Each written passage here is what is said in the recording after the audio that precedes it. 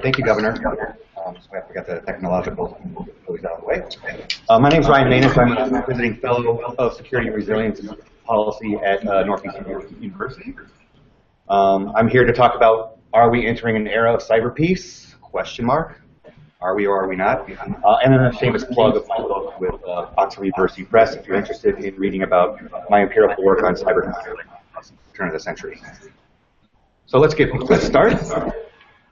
So basically the year 2015, as we see with the media and with government officials, it's like a real breakout year for high-profile damaging cyber actions like the Sony hack, the OPM attacks, the IRS, and even Ashley Madison.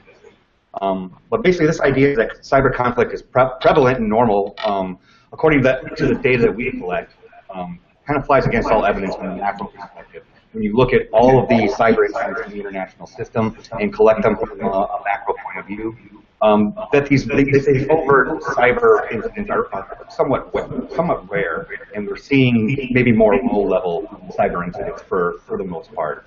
So on the contrary, we're finding that there's a developing cyber norm against the use of severe cyber tactics. I'm talking cyber weaponry, like cyber espionage and things like that. We'll get to that soon. So perception is really not reality, and we're entering a relative stable era of cyber peace. And then let me clarify what I mean by cyber peace. So borrowing from John Galton, who kind of delineated what negative and positive peace is, negative peace basically refers to the absence of violence. That's what we're seeing in the cyber domain right now. We're not seeing cyber escalate into the military domain where if somebody with a cyber attack is being responded to with a military response. We're seeing relatively isolated incidents of cyber incidents where retaliation has really not become a part of normal relations between states. So positive peace is built with positive content such as restoration of relationships, the creation of social systems that serve the needs of the whole population, and the constructive resolution of conflict. This is what we need to move towards in the cyber domain. I think that's what the goal of this conference is to move to a more positive. So right now, cyber conflict is in an era of negative peace, and states should strive towards positive peace. Okay? So we like to self-identify ourselves in academia. So right now, in the cybersecurity field, at least in political science and the social sciences, we've been labeled as either cyber prognosticators or cyber skeptics. The prognosticators, those that think that cyber is going to be a revolution in military affairs, is going to change the whole way we think about international interactions, versus the cyber skeptics, those who take a more skeptical view. I like to put myself in the middle of the road, so when I say we, I'm talking about my co-author, Brandon Valeriano of the University of Glasgow. We assert that there could be a middle point of view, what could be framed as cyber moderation, and that's what we like to identify ourselves. And here's a quote from the book where we say, cyber conflict will occur,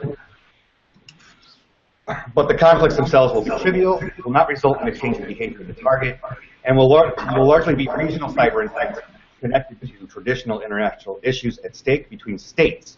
And actually that's what we find for the most part in the empirical world, that a lot of these cyber disputes between countries are over that states are usually involved in.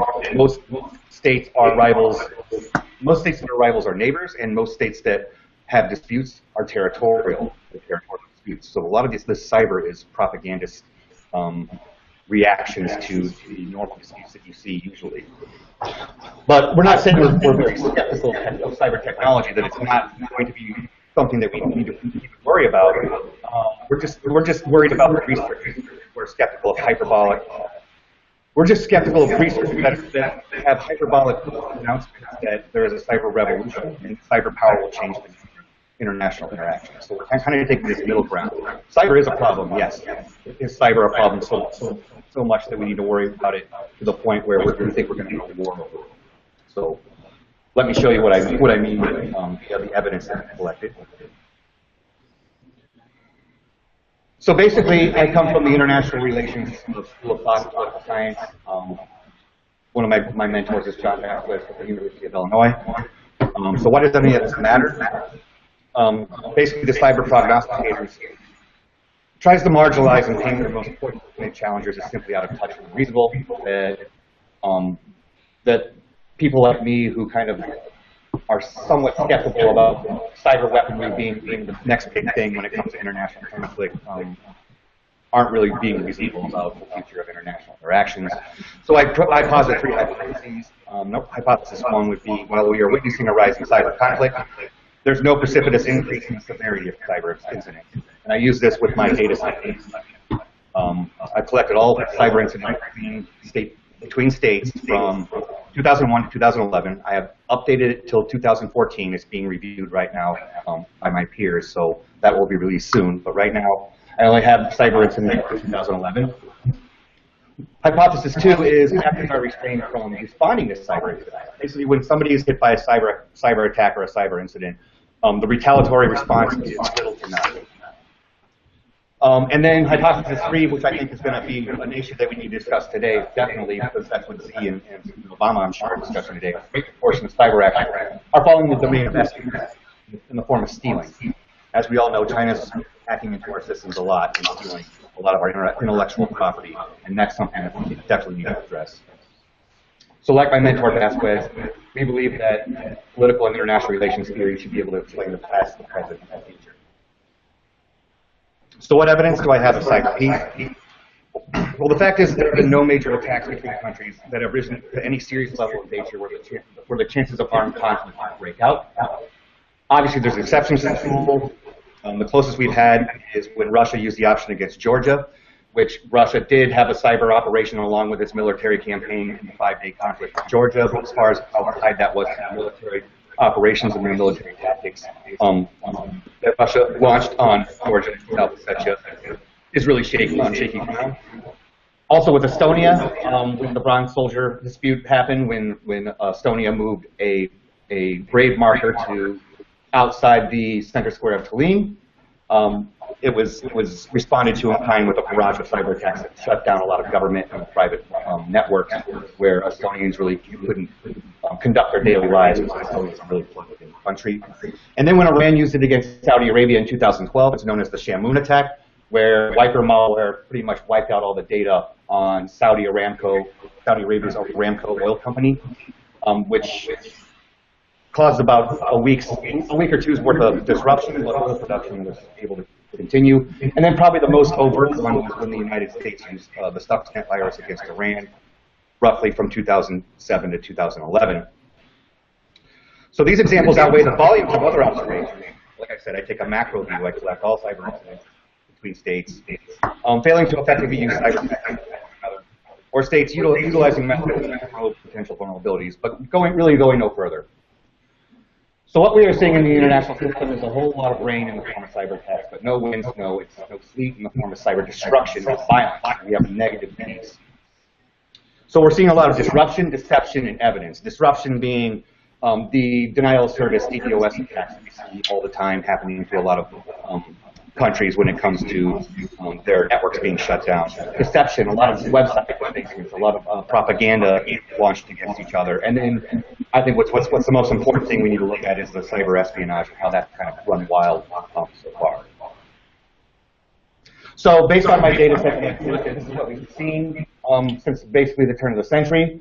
We see that cyber incidents, and for the most part, are on the rise. We see more and more and more of them every year. But as far as how severe they are, and we can talk severity scales after the talk, if you probably speed this up. Basically, we're seeing rise in cyber attacks, no rise in severity. And as you can see, the most attacks are either espionage, disruptions, or deception. So we posit a theory of cyber restraint as opposed to cyber deterrence. So restraints the strategic underpinning of how many states confront cyber actions. So David Sanger, who writes on cyber all the time in the New York Times, basically is saying this is true with the OPM attack. In a series of classified meetings, among options that range from largely symbolic responses like sanctions to more significant actions, and some of which could lead to an escalation of the hacking conflict between the two countries, talking about what should the United States do to China about the OPM hack. We don't really know, and as we all know, Obama's still pondering what to do. So maybe there's going to be some constructive talks coming out of what happens today. I know he's talking to him pretty much all day today. So even some of the most cantankerous states in the system tend to behave in a responsible manner for the most part. So why is there restraint in cyberspace? Well, the overt cyber weapons that people launch against each other, like Stuxnet, can be reproduced. Once you launch a cyber attack against another country, they can study it, they can study the forensics, and they can either shore up their defenses against this type of weapon, or they can replicate it and throw it back at you. So we've seen this with, as a response to Stuxnet, what's called Operation Cleaver coming out of Iran. We've never seen any kind of this technology coming out of Iran. They've been hitting Saudi Arabia, they've been hitting Israel, and they've been hitting the United States. And a lot of this has come after the revelation of the Stuxnet work, meaning that they've got the technology. We gave them this technology. Also, these cyber weapons like Stuxnet are not simple to design.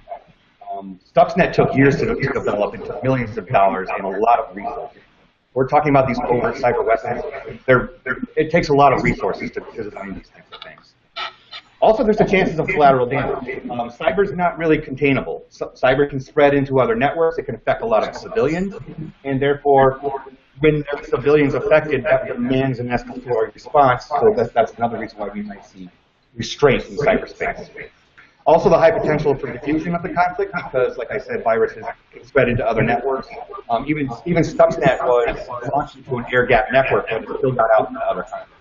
So not everything can be contained. And then finally, blowback, since cyber weapons used to great effect, like Stuxnet, will demand repercussions. And we've seen responses from Iran since Stuxnet. Iran has been launching cyber attacks against the United States and its allies as a response to this. So restraint in action, what I'm talking about here is state-to-state cyber incidents and then how states have responded. So 87 or 78% of the data collected, we see no response when states are victims of cyber attacks. 17, you see a cyber response in kind. Only 7, you see maybe a militarized response, a militarized interstate dispute response. Not a military attack, some sort of escalated rhetoric or maybe even movement of military forces. That's only 6% of the time. And then when cyber and military responses happen at the same time, there's only been 2, so 1.8 out of the 111 cyber incidents collected. So what we're seeing now is the rise of cyber espionage. And with the new data set that I've collected, the data set that I collected up in 2014, there's now 165 cyber incidents, and a lot of this is espionage. It's about the same level of disruptions and deceptions, about the same level, actually a reduced level of weaponry, but a big rise in cyber espionage campaigns, a lot of it coming from China, obviously. So the constant hacking seems to be reported every day are an intense demonstration of this and provide a stark reminder of the reality of how cyber technologies are used for effect by states and individuals alike.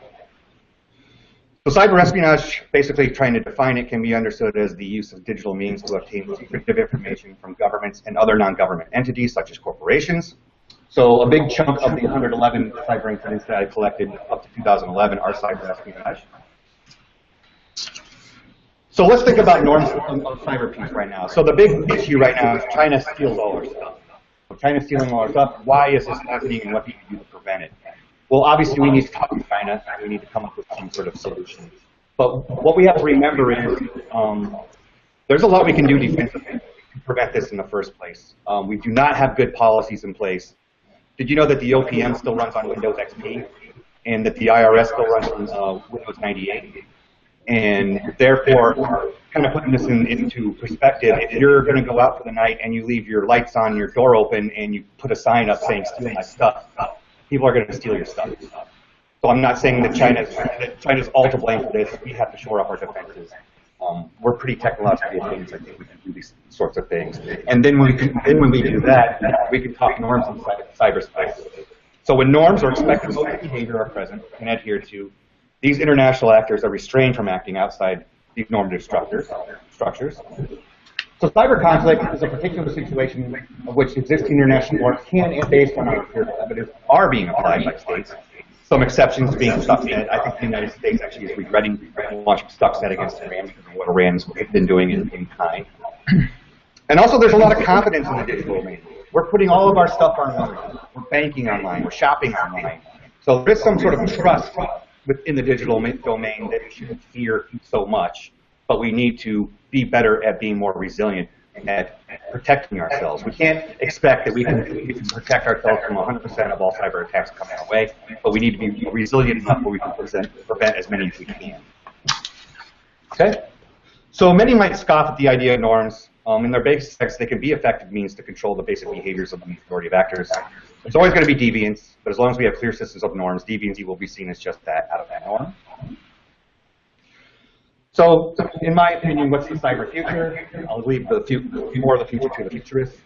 But militarizing digital leaves little room for civilian applications such as research, communication, education, and productivity. The internet's a great thing.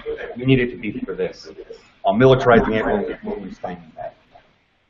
Given that we're in an era of stability and peace, how do we encourage it to endure? The simplest way is to maintain the attacks by states and not state actors alike on civilian populations are often they should be taboo. Also, institutions need to be built that might enforce these norms of non-action and cyber protection. And then finally, cyber states can be controlled and made safe. There are ways to do it. We need to get the people that know how to defend it in touch with the policymakers. Maybe that's what we can do. So to be aware of the possible escalation dynamics in each conflict, and to take in all the information as possible, not just relying on one source of perspective. So I do think there's hope in the cyber future. I do think that there's a developing norm happening, that states are learning that you can't be more overt. But I think I'm way over time, so I'll stop at that and let the next speaker talk. So sorry.